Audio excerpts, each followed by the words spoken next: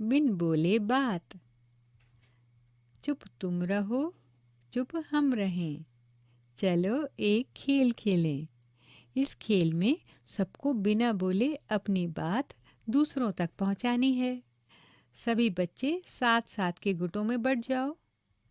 इस खेल में तुम्हारी टीचर सभी गुटों को एक एक कागज़ की पर्ची देगी। हर पर्ची में कुछ लिखा होगा। सभी अपने अपने गुट में पर्ची पढ़ेंगे। सभी गुटों को पर्ची के अनुसार मूक नाटक तैयार करना है। इस बात का ध्यान रखना है कि बिना बोले ही सभी को अपनी बात दूसरों तक पहुंचानी है। तुम्हें अपने शरीर के अलग अलग अंगों से ही अपनी बात कहनी है, जैसे आँखों से, चेहरे के हाव भाव से, हाथ के इशारों से। जब सबका नाटक तैयार हो जाए तब सभी गुट एक एक करके आएं और सबके सामने अपना मूक नाटक करें। सभी देखने वालों को ये बूझना होगा कि नाटक में क्या हो रहा है। कैसा लगा ये खेल? क्या बिना बोले नाटक करने में मुश्किल आई? आप चित्र में देख सकते हैं कि कुछ बच्चे इशारों से बात कर रहे हैं। क्या तुमने कभी किसी को इशारों से बात करते देखा है? इन लोगों को इशारों में बात करने की ज़रूरत कब पड़ती है? हम में से ज़्यादातर लोग बोल और सुन सकते हैं, पर कुछ ऐसे भी लोग हैं जो बोल और सुन नहीं सकते। ऐसे लोग दूसरों को अपनी बातें इशारों से समझाते हैं। दूसरों की बातें वे उनके होठों को देखकर समझने की कोशिश करते हैं। हम सब भी तो सब कुछ नहीं कर पाते। हम में से कोई गाता अच्छा है तो कोई कविता अच्छी लिखती है। कुछ बच्चे झट से पेड़ पर चढ़ जाते हैं तो कुछ बहुत तेज़ दौड़ते हैं। कुछ चित्र अच्छा बनाता है तो कोई सुर में गा पाती है। हम सब अपनी अपनी तरह से ख़ास हैं। स्कूल इसीलिए तो हैं कि सभी को एक दूसरे से कुछ ना कुछ सीखने का मौका मिले।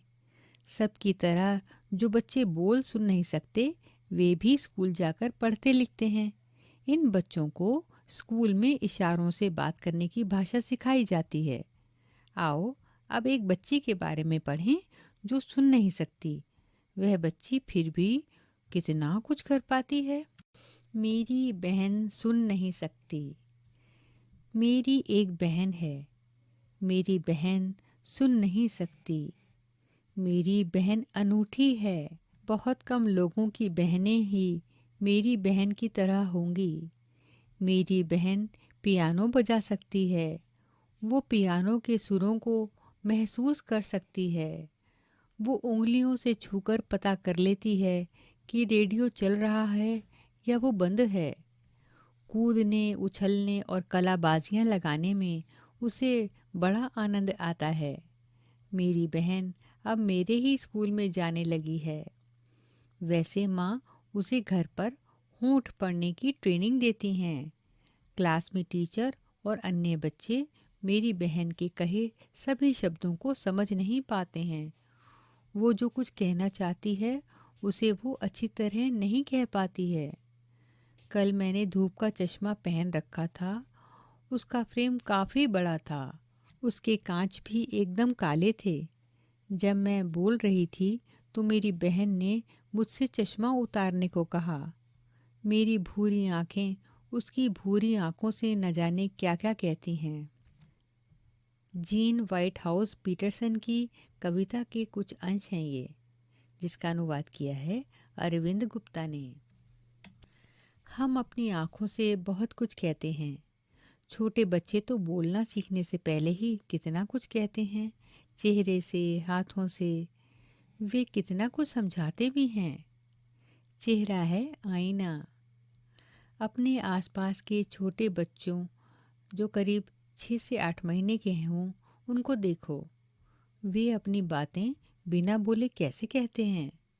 यहाँ एक लड़के का चित्र दिया गया है जिसके आँख, नाक, मुंह नहीं बना है।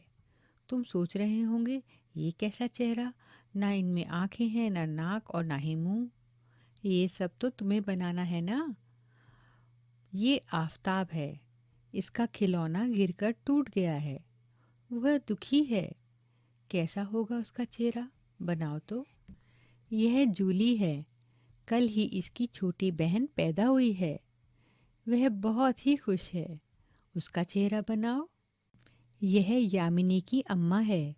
आज यामिनी ने जब रसोई से अचार की शीशी निकाली, शीशी गिरकर टूट गई। अम्मा का चेहरा बनाओ। यह रिहाना है। रिहाना को कुत्तों से बहुत डर लगता है। वह खेल रही थी, अचानक उसके सामने कुत्ता आ गया। कैसा होगा रिहाना का चेहरा? चेहरे को देखकर हमें पता चल जाता है कि कौन दुखी है, कौन खुश है और कौन गुस्से में है। तुम्हारे साथ कभी ऐसा हुआ है कि तुमने कोई शरारत की हो और माँ को तुम्हारा चेहरा देखकर ही समझ में आ गया हो? से भी हम अपनी बात दूसरों तक पहुँचा सकते हैं। नाच में इशारों और चेहरों के हाव भाव का इस्तेमाल करते हैं। इन्हें मुद्राएं कहते हैं। नाच की कुछ मुद्राएं तुम भी सीखो और उन्हें करके दिखाओ। यहाँ पर 4 चित्र दिए गए हैं। उनके आधार पर कहानी बनाओ। पहला चित्र है, एक गिलहरी एक डाल पर फुदक रही है।